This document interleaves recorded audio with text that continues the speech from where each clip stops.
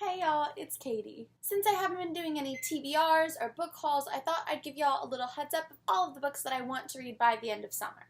I have 20 books here, which is a lot for a month and a half, but I've been reading a lot, so I'm pretty sure that if I grind a little bit, I can get through all these books before school starts ruining my reading vibes. The first 3 books that I really would like to get to this summer are all kind of new releases. 2 of them came out within the last month or 2, and 1 of them came out a few months ago, but I'm still considering it new. And that is Our Dark Duet by Victoria Schwab. This is the second and the final book in the This Savage Song Monsters of Verity duology. I really loved This Savage Song when I finally did get around to reading it last month, so I'm so excited to see what happens for the end of the series and how she's going to wrap it all up. This book is kind of like a monster, more so than I expected it to be, so I'm excited that there's that much more of it to enjoy. History is All You Left Me by Adam Silvera.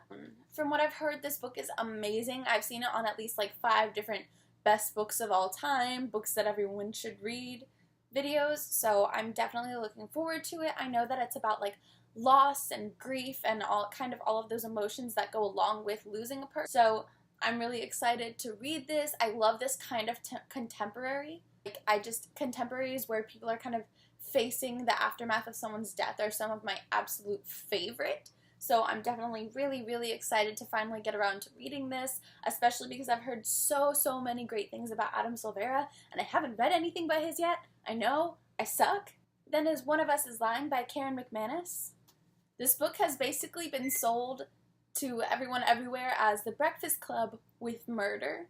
These 5 kids go into detention, and by the time detention is over, one of them is dead, and you're reading the story from the other 4 points of view, but you don't know which one is the murderer, and you have to figure that out as the characters are figuring it out. So that premise just sounds so cool. I've been so into mystery and murder mystery and thrillers lately, so I'm really excited to read this one, especially because it has more of that teen contemporary vibe. A lot of the kind of thrillers have been more in a different setting or set with people in their 20s, but this is in high school. So I'm really excited because it's very Natasha Preston feel, which I'm all about. Next, I have Uprooted by Naomi Novik. I know that this is a grim fairy tale retelling. I'm honestly not sure what fairy tale. I don't really know anything about what it is, but I really don't want to look into it too much because I just love going into books with no idea what I'm about to be getting myself into. So I'm super excited for this one. I've heard so many great things for forever, and I know that I am ashamed to humanity for not having read it by now. I absolutely love fairy tale retellings, and of course grim fairy tales are the masters of them all, so to finally get a grim retelling is so exciting. Then I have Truth Witch and Wind Witch by Susan Dennard. I've been hearing great things about these books for a really long time. I've heard great things about Susan Dennard as both a writer and a person, and I'm really excited to get into them. I know that the series is continuing soon, so I really want to get those done this summer and then have that time to kind of seep in that world and those characters before the next one comes out, so I'm so excited to read those. Then we have Vanishing Girls by Lauren Oliver. I haven't heard that much about Vanishing Girls, honestly, and I don't know a whole lot about what happens in it. I know that there's some kind of accident and there are these 2 sisters, but that's about it. I've been told that it has a kind of We Were Liars vibe and that kind of thriller mystery in the middle of everything, and it's one of her contemporaries, so that's exciting. I think Panic was my favorite work by her, and I remember before I read it, I had a similar vibe from it, so I'm hoping that I'll like this one as much as I did Panic.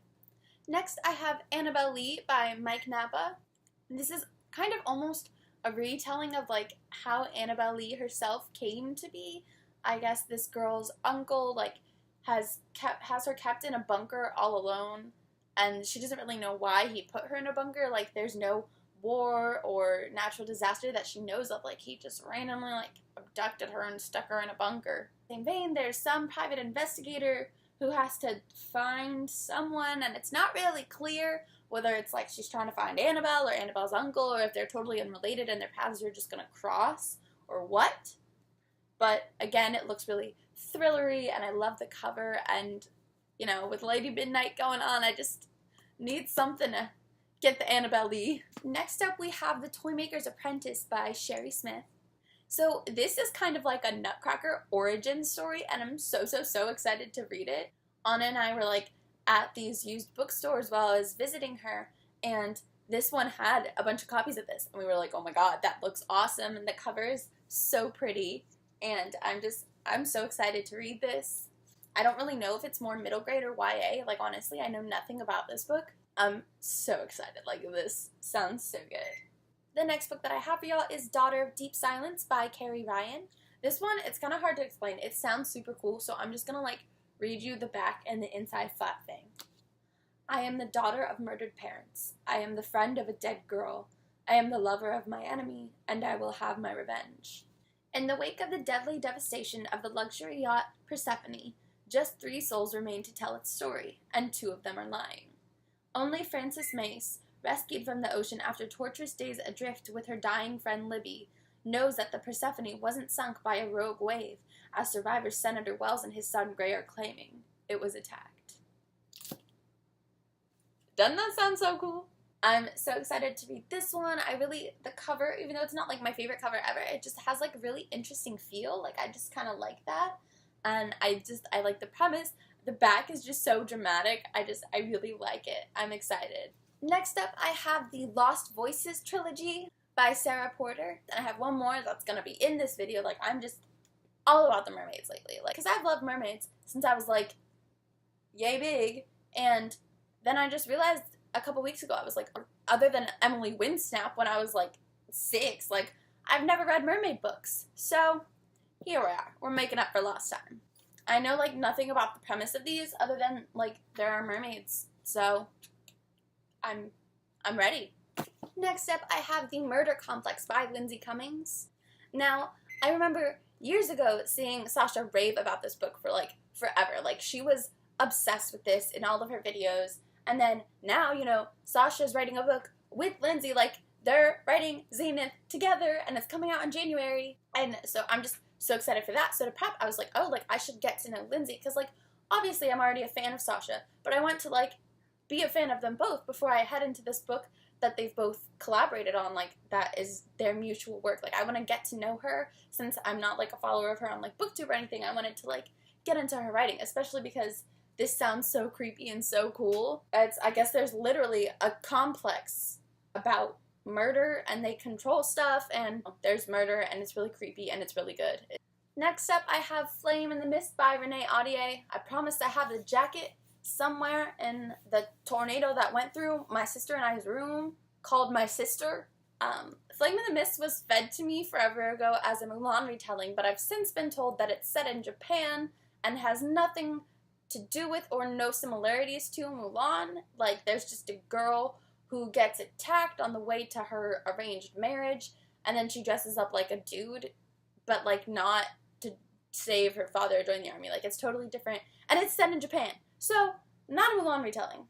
I've actually read, like, 40 pages of this book, and then I was just like, I'm not feeling this right now, I'm going to start something else, and this was a while ago, so I just haven't been in the mood to get back into it, and I don't want to try to force myself to read a book that I was looking forward to. Like, I never want to force myself to read a book.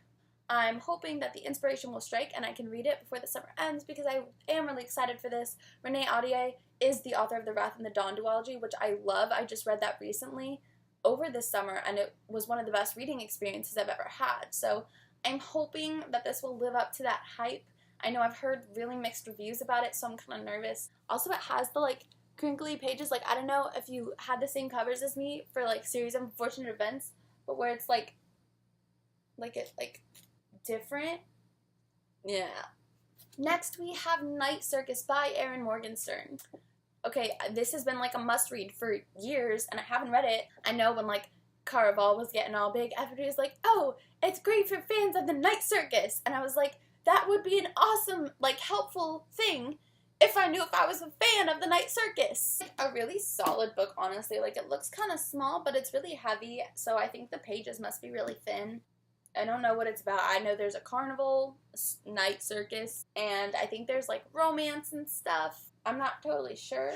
The last thing kind of in my specific summer goals to get done reading is the Deep Blue Quartet by Jennifer Donnelly. Like I said, I've been all about the mermaids So here's another mermaid series. There are 4 of them, and again, I know literally nothing about them, except that there are mermaids, and they look really pretty. If time allows, I would also really like to get to Les Mis or the Lord of the Rings trilogy, which are 2 things that I've wanted to read for so long that I've known like I should read, because I know that if I actually took the time to get into them, I would really enjoy them, but I just haven't. They're so huge that every time I just kind of think about it, I'm like, maybe next week, and then I never get around to it. So if I do get the time to get to those, that could be good. If not, I am going to try to put them on my priority list for this fall semester. That is everything I have for y'all today. Good luck with the rest of your summer. I hope everyone else has a lot of fun. If you're working, I hope that you're making bank. So, see y'all.